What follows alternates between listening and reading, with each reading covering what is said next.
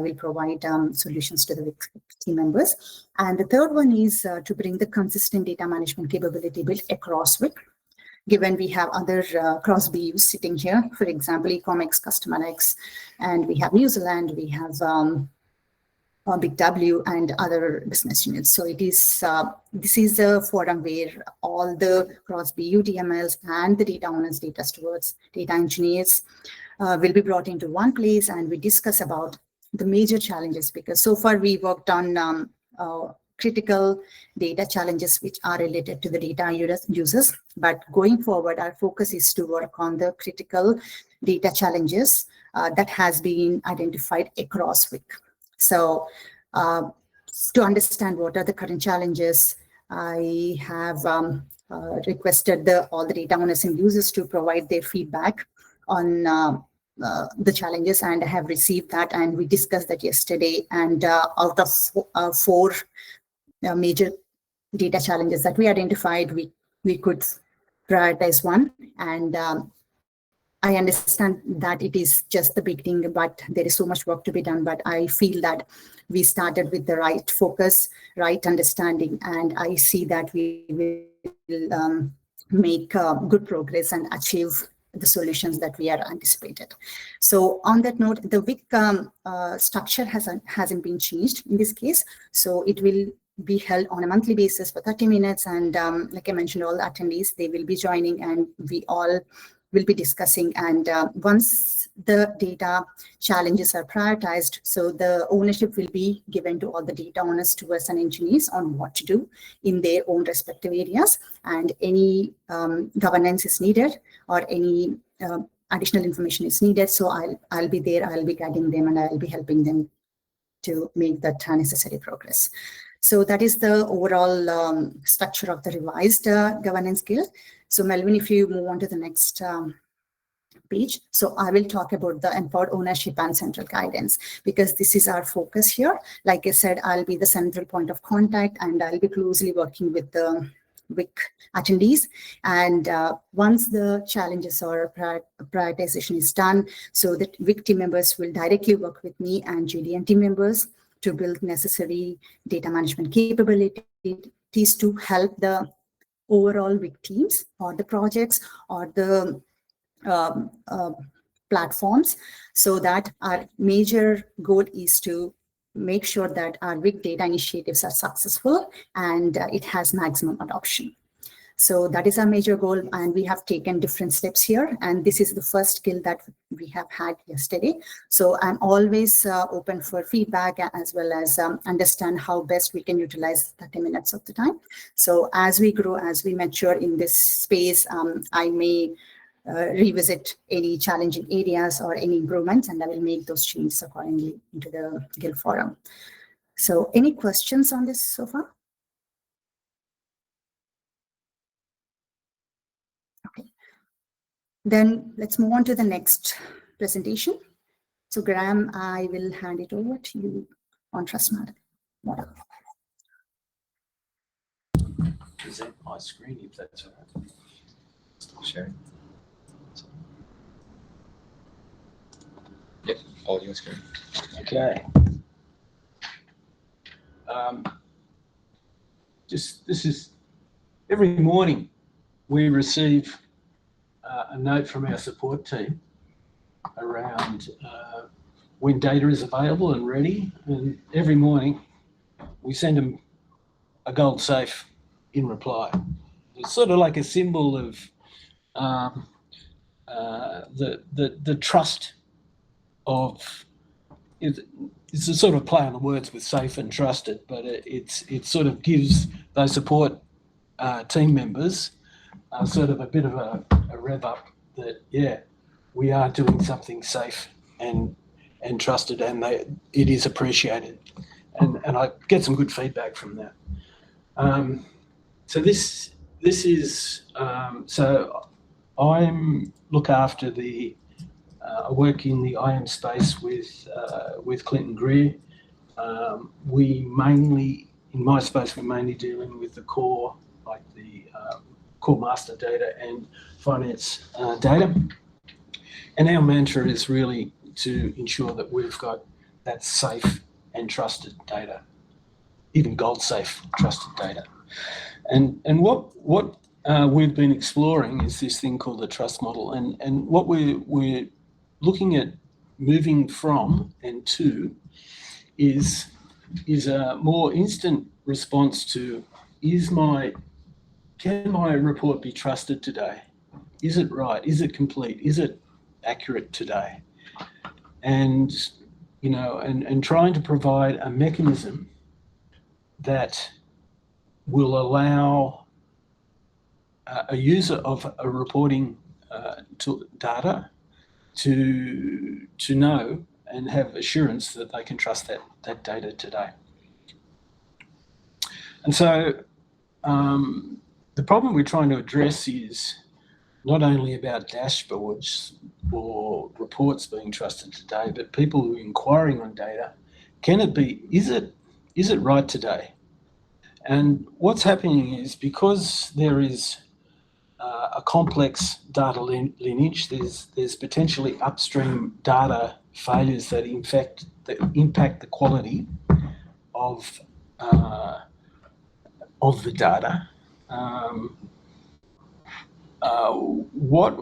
What we're looking to do is work alongside the certification process to enhance the capability in terms of data quality. And so obviously with certification, the data quality is pigeonholed and looked at, and provides a good benchmark to move forward, and we've certainly gone through that process with a number of the data sets that we've got. However, for the real-time visibility that can affect the quality of the data, we're often seeing users manually cross-checking back to source, and sometimes there's uncertainty about the numbers, etc. So can they be trustworthy? Is it trustworthy? So there's a certain, and usually when there's a major issue, those are communicated out, but sometimes with specific views or data sets, that doesn't, the ability to communicate to those users is not there. So what we're looking at is, and the question is, what if you could subscribe to the information that impacts the quality of the data, and you could quickly check if it's accurate, and you could have a live view? That's the question that we're after. Kieran. I just want to add to what you mentioned, Graham. So data certification, as you know, in the current state is applying all the necessary controls that the business determines to assess the overall quality of the data. So which is driving that trust piece. But this is really exciting. So I think the trust model, in addition to what a data certification provides, which will look at complementing each other, and we'll have it as a collective solution, will give you that live, up-to-date indication of the underlying views and their trust scores. So we're really excited. Thanks, Graham, for looking at this. Okay.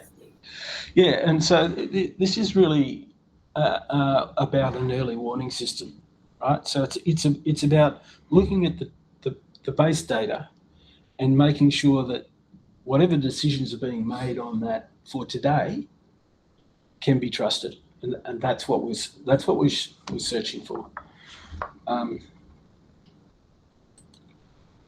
So what is it? So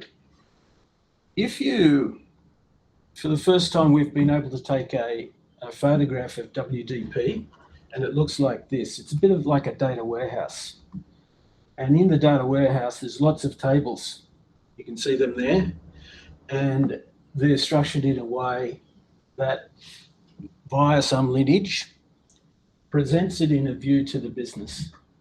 And what we currently have in the WDP world is that we've got a lot of work that's been done at the table level to ensure that we've got completeness, consistency. We know that it's timely, it's complete, it's unique, but is it accurate? Right. So there's additional pieces of logic that we're looking at enhancing with what we've got to look at, for a particular view, can we know that it's accurate? Ideally, the best way of understanding if it's accurate is we compare it back to source. Now, initially, we're going to start with two independent sources, and making sure that those are correct. But the vision is to go back to the source to make sure that those work. And what we've found over the years is if we're checking two different sources of data coming into WDP and one of them's wrong, it usually highlights that there's a problem. And so that's what we're going for. And what we're looking at doing is combining the information that we've got around the tables and applying an additional check around accuracy. And if all of those are all green, then we're going to stamp that with a gold safe, and we're going to say that is trusted.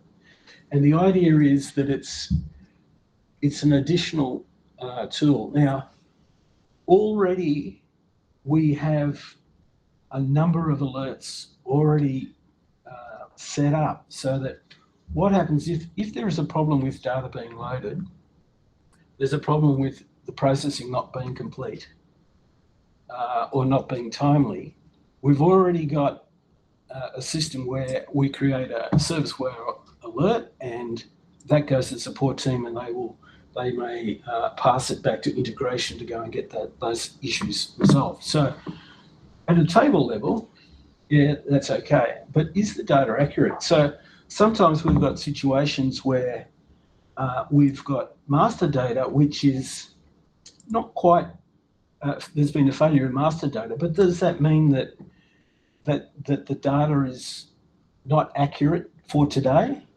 So doesn't necessarily. Sometimes it does, but so we've got to build some rules around how that works. But that the whole piece here is that there is another additional tool that we're sort of putting into the data quality armor to support the whole governance process. So if I go here, this is just a bit of a prototype of something that you can see, so that what this is for every view in WDP, we're going to have the ability of having a trust score associated with that. And the trust score is no more than it's trustworthy or it's not, right? So it's a gold safe or it's not. So, and the ability here is that we're going to combine the information here around the table verification that we're already doing with an accuracy score, and which, by the way, we've got to work with data owners and stewards to make sure that accuracy score is at the right tolerance level. So there's a bit of work to be done there. But once that's in place, what we can do is we've got a copy link. So you can copy for that view, and you can post that into your report. So if you look at your report today, you can click on that link and go back, oh, hang on, yeah, this data is trustworthy today. So that's one thing that we're setting up. The other thing that we've already got, so I flick over here to, this is what we've got today around our data observability framework, which we're extending to be this trust model, right? So here today, this is the table-based if you like, verification that we've got going on data that's been received today on various views. What we're going to do is with this particular view, you'll be able to click, be able to go from there and see the additional accuracy check that we're going to provide. Now, in addition to that, we've got this thing called managed subscriptions. So what can happen is for certain users, for users who want to subscribe to a particular subject area, what they can do is they can nominate what area they are interested in, and if they subscribe, and I'll just show the process, it's pretty straightforward. I'll just pick something. This is what I'm already subscribed to, but I can say, right, for fruit and veg now, I'm going to subscribe to that. And if there are failures in this fruit and veg loading process, or there's anomalies where it's not complete or whatever that's been identified, I will get an email telling me that there's some problem with that today. So there's two things. One, I can subscribe to things I'm interested in and get an alert. The other thing is, if I've got a view, I can actually go from a report back to that view to see if it's of good quality or not. So that's this capability we're looking at deploying just after the S4 release in February, and obviously there's quite a bit of configuration that we need to do with business stakeholders and data stewards to set up those accuracy type measurements, but this is another tool that we've got in the data quality armor that I just wanted to present. I don't think there's, hang on, there is one more. Then flowing on from that, the idea is that we'll be able to put that trust rating back into Calibra and take the validity check and validity scores that are coming through Atacama back in to build a more comprehensive trust rating. So we'd use the Atacama toolkit to also provide additional the additional DQ piece that we also would have. So that's it. Yes, Rob. Thanks, Graham. And I think you've highlighted that this is complementary to the DQ capabilities that Kieran and the team are driving towards. Yep. It's my understanding this will be available for gold certification because of the need to be on WDP. Is that conclusion right? Well, I think we want to get that ratified through the council, but that would be the direction that we're trying to get towards. Yeah, this would form part of gold certification. Yeah. No, makes complete sense, and I think given the importance that we're putting on gold certified data, I think it's another key opportunity. Yeah. And a value add for moving into WDP and getting to that gold certified level. Yep. Winnie? Just a question, and what about the assets that are outside WDP, like WDM, which is basically the data sets that we own? How is that going to work for the gold standard then? I don't think so at the moment what I've been talking about, the trust model, is WDP. Okay. Specific. Yeah. So yeah.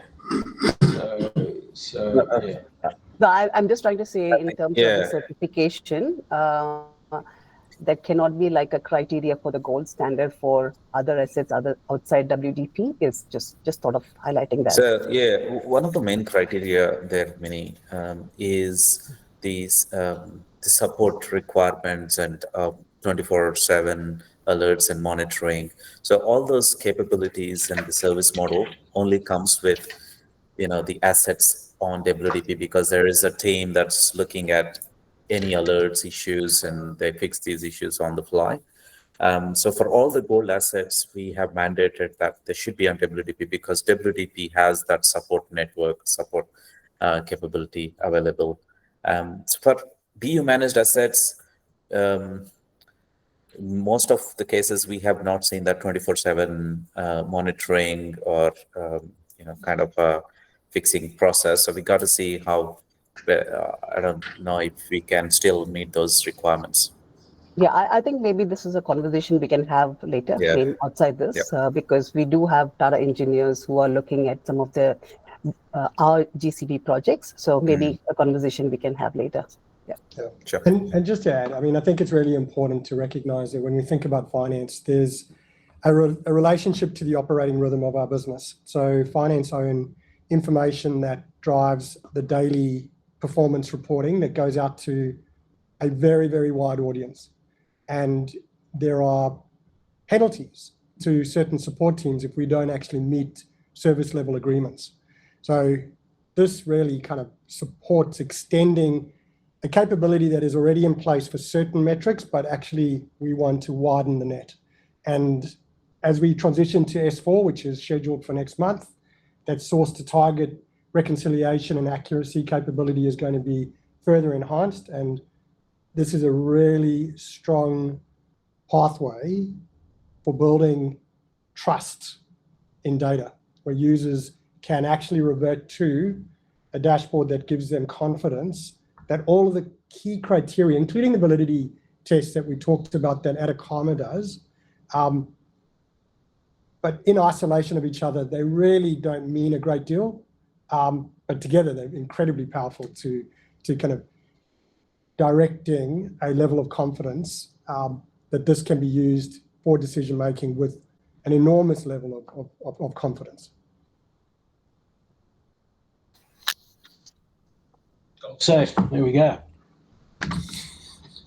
Thank you. All right. Let you on. Thanks, Graham. So moving on to the next section of today's session, that is the unstructured data. So Melvin, over to you.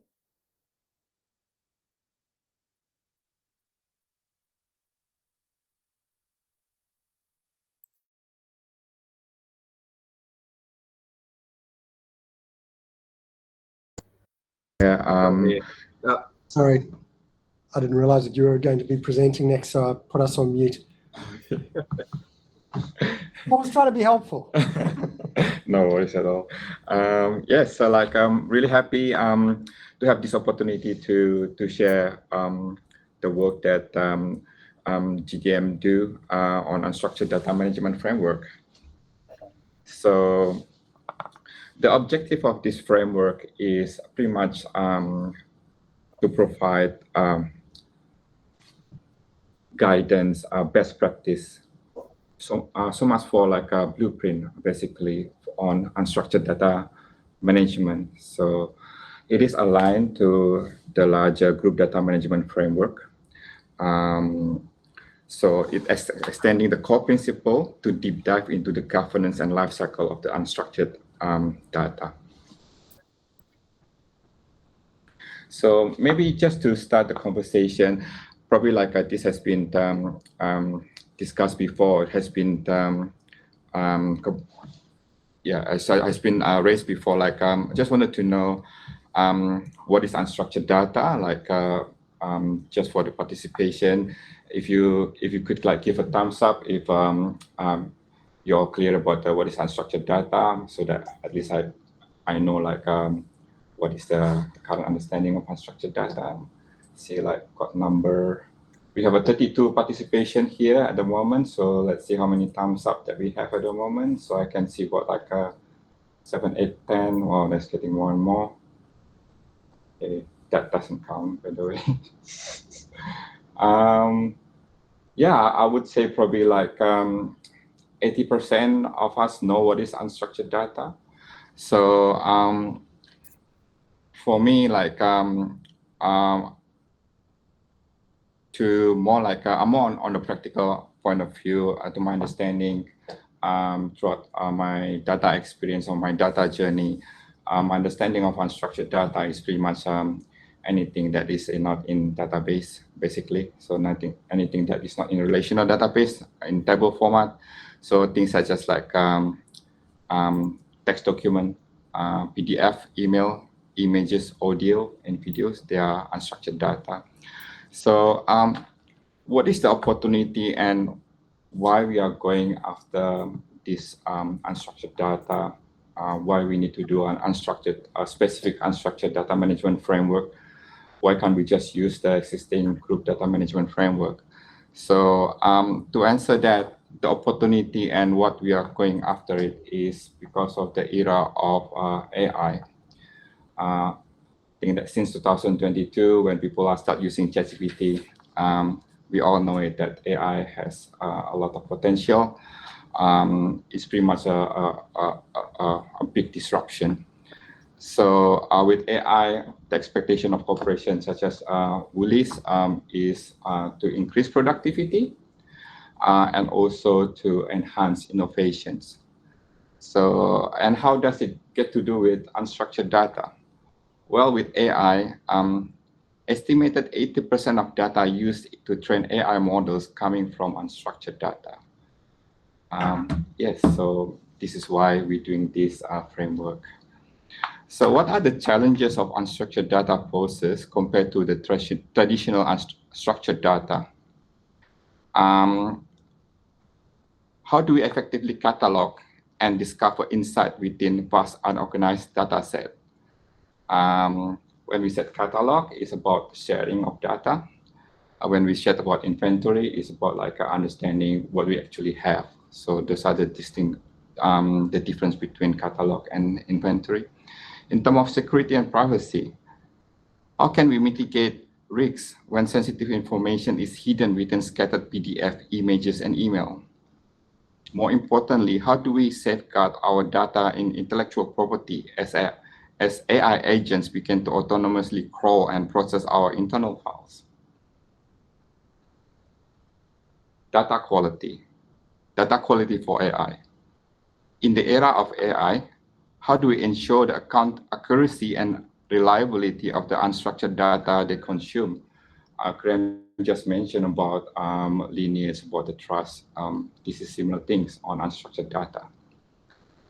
On volume and lifecycle management, how do we manage the proliferation of petabytes of data to prevent it from becoming a costly data swarm and operational waste? We're talking petabytes of data, as what in the just now Rasvita said, it's like 1,600 kilometers of the floppy disks. Yeah. So so how do we come out with this the process of developing this unstructured data framework? When we look at developing this framework, we look at the international standard, we align it with DAMA, with ISO standards, and we look at it from the perspective of operational perspective and from the data lifecycle perspective. So that's when we design, and we look at it from the specific to Woolies specific requirement and is the situation. So this is the unstructured data management framework. It is 4 pillars and 12 components. The pillars are the grouping of the core components is aligned to the operational models, is aligned to the data life cycles. Those pillars are data discovery and identification, right from the start of when the data is created, ingested, data availability and access, data quality and usability, and the fourth one is data governance, security, and risk management, more on the day-to-day operation side of things. And the 12 components itself are data identification, data classification, data labeling, unstructured data inventory, data risk assessment, access management, data preprocessing, quality scoring, metadata and lineage, That's really key there.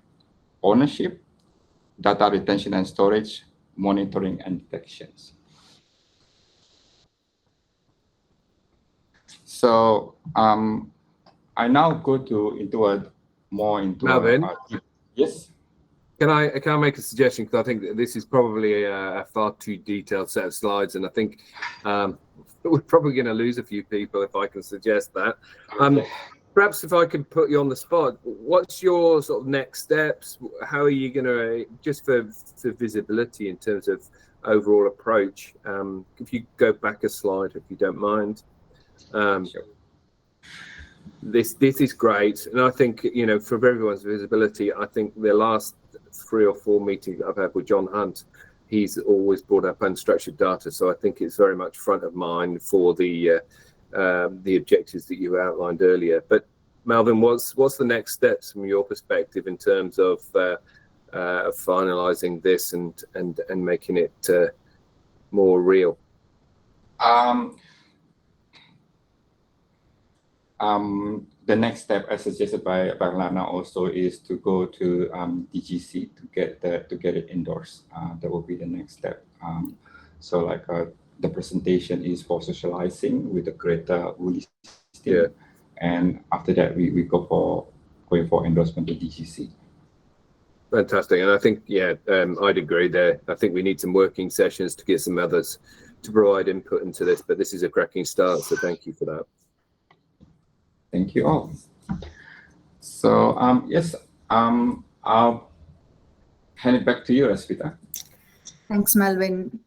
So I would like to ask if anybody has any agenda items for the next chapter, please reach out to me or Melvin. We would be happy to be in touch with you and get the required presentation ready for the next chapter. And before I close this session, but anybody has any questions on the presentations that have been made today?